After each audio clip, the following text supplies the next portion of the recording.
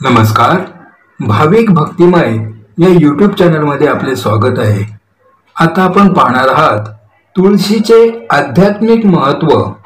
आपण घरोघरी तुळशीचे झाड का लावतो व त्याची पूजा का करतो याची संपूर्ण माहिती आपण या व्हिडिओच्या माध्यमातून घेणार आहोत. चला तर पाहूया तुळशीचे आध्यात्मिक महत्त्व. तुळशी ही भगवंताच्या चरणाशी स्थित असते म्हणून वैष्णवांना अतिशय प्रिय आहे. गौतमीय तंत्रामध्ये म्हटले आहे, तुळशी दल मात्रे जलस्य चुळकेन वा विकृणीते स्वम आत्मनम भक्तोभ्यो भक्त वत्सलः. अर्थात जे भक्त भक्तिभावाने भगवान कृष्णाला तुळशीचे एक पान आणि ओंजळभर पाणी अर्पण करतात त्यांना भगवान स्वतःला विकून टाकतात. तुळशीचे आणखी एक नाव आहे वृंदा आणि ती अध्यात्म जगतामध्ये कृष्णांच्या अनेक लीलांचे आयोजन करते म्हणून त्या धामाचे नाव वृंदावन आहे. पद्मपुराण व इतर अनेक शास्त्रांमध्ये तुळशीची महती वर्णन केली आहे. थोडक्यात त्याची माहिती खालीलप्रमाणे आहे. 1. तुळशी ही सर्व भक्तिमय कार्याचे सार आहे. 2. तुळशी दले मंजिरिया तिचे मूळ, खोड, फांद्या आणि तिची सावली ही पूर्णपणे आध्यात्मिक स्वरूपाची आहे. जो कोणी तुळशीचा लेप श्री कृष्णांच्या मूर्तीला लावेल तो शाश्वतरित्या भगवान श्री कृष्णाच्या निकट निवास करेल. तुळशी उगवलेल्या जागेवरील माती आपल्या माथ्यावर धारण करून जो कोणी भगवान कृष्णाच्या मूर्तीची आराधना करेल त्याला दररोज 100 दिवस आराधना केल्याचे फळ मिळेल. 5.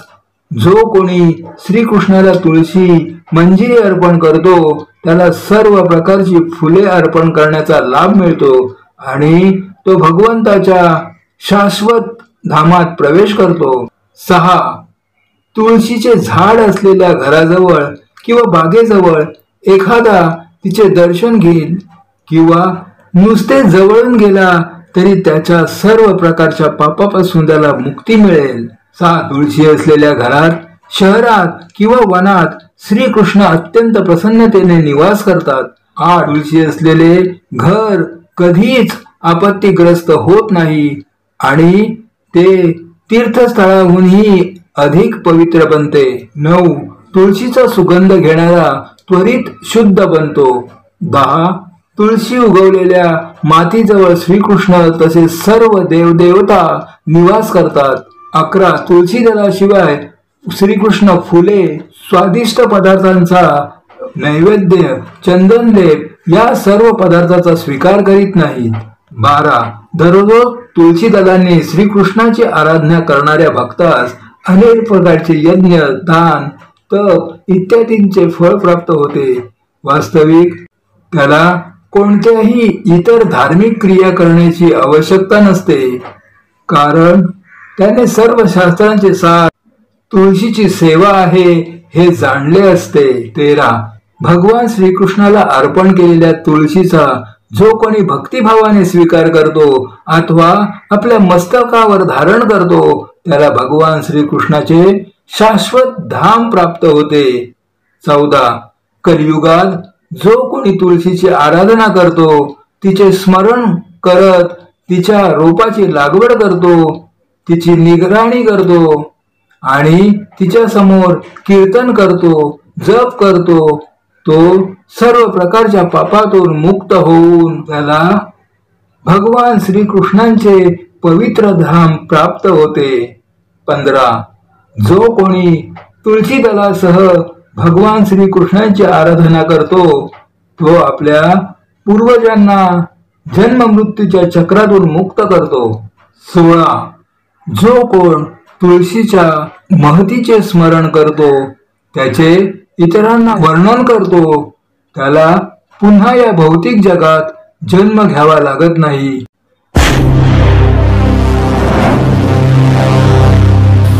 चॅनल सबस्क्राईब केल्याबद्दल धन्यवाद. शिवोपाख्यानामध्ये शिवजी वर्णन करतात. सर्व प्रकारची फुले आणि पानांपेक्षा तुळशी श्रेष्ठ आहे. ती परम मंगलदायी, समस्त कामनांना पूर्ण करणारी, शुद्ध, श्री विष्णूंना अत्यंत प्रिय, तसेच वैष्णवांकरवी नाम धारण करणारी आहे.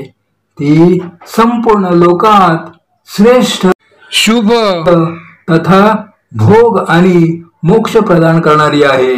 प्राचीन काळी भगवान श्री विष्णूंनी लोकांच्या हितासाठी तुळशीचे रोप लावले होते. तुळशीची पाने आणि फुले सर्व धर्मात प्रतिष्ठित आहेत. भगवान श्री विष्णूंना लक्ष्मी आणि महादेव दोघेही ज्या प्रकारे प्रिय आहेत, त्याच प्रकारे तुळशी देवी देखील परमप्रिय आहे. आम्हा तिघांपेक्षा अन्य चौथा कोण असा नाही की भगवंताला इतका प्रिय आहे. ज्याप्रमाणे पुण्यमयी गंगा मुक्ती प्रदान करणारी आहे, त्याचप्रमाणे तुळशी सुद्धा कृपा प्रदान करणारी आहे. जर मंजिरीयुक्त तुळशी पत्रांनी भगवान विष्णूंची पूजा केली तर त्यांच्या पुण्यफळाचे वर्णन करणे असंभव आहे. जेथे तुळशीचे वन आहे तेथे श्रीकृष्णाचा सहवास आहे. तथा ब्रह्मा आणि लक्ष्मीजी संपूर्ण देवतांसमवेत विराजमान आहेत. म्हणून आपल्या निकटवर्ती स्थानात तुळशीचे रोपे लावून तिची पूजा केली पाहिजे. तुळशी ही जरी नित्य भगवान श्रीकृष्णांच्या चरणी आध्यात्मिक जगतामध्ये निवास करीत असली तरी विष्णू भक्तावर कृपा प्रदान करण्यासाठी आपल्या समोर वृक्ष रूपामध्ये उपस्थित आहे. म्हणून जरी आपल्या समोर वृक्ष रूपामध्ये उपस्थित आहे म्हणून तिला साधारण वृक्ष समजू नये. तुळशी ही आपल्याला भगवंताच्या चरणाचा आश्रय कसा घ्यावा हे शिकवते. म्हणून याच सेवा भावनेने वैष्णव आपल्या गळ्यामध्ये तुळशी माला धारण करतात. तुळशी माळ धारण करणे याचा अर्थ आहे आपले जीवन भगवंताला समर्पित करणे. याच समर्पित भावनेचे प्रतीक म्हणून भक्त भगवंताला तुळशीचे हार अर्पण करतात.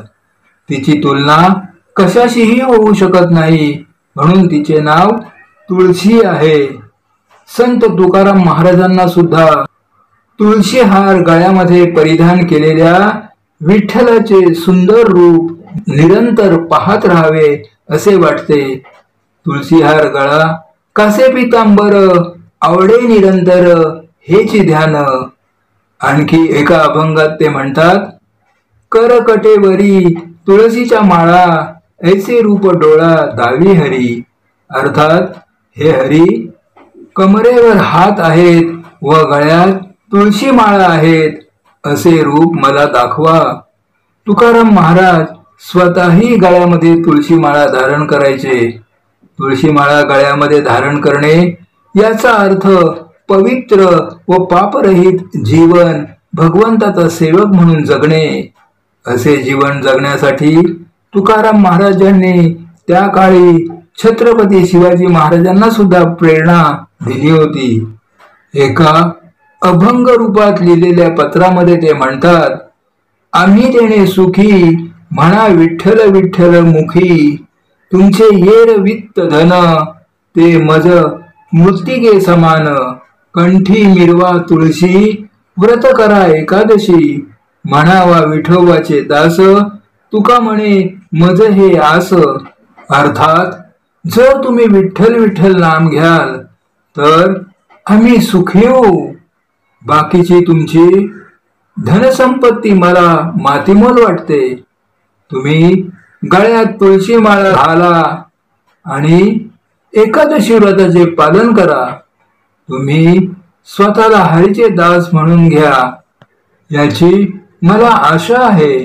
हा उपदेश केवळ छत्रपती शिवाजी राजांसाठीच नाही तर आपणा सर्वांसाठी आहे. यासाठी प्रत्येकाने आपल्या घरासमोर तुळशीचे रोप लावावे व नियमित सेवा करीत पवित्र व शांतपूर्ण जीवन जगावे। तुम्हाला ही माहिती कशी वाटली नक्कीच कमेंट करून कळवा। माहिती आवडल्यास लाईक आणि शेअर करा। आणि हो, अजून माझा भाविक भक्तिमय हा चॅनल सबस्क्राईब केलं नसेल तर अशाच प्रकारचे भक्तिमय व्हिडिओ पाहण्यासाठी चॅनलला सबस्क्राईब करा। शेजारील घंटीचं बटन दाबा, त्यातून ऑल निवडा, जेणेकरून माझ्या सर्व व्हिडिओचे नोटिफिकेशन तुमच्यापर्यंत येईल। धन्यवाद।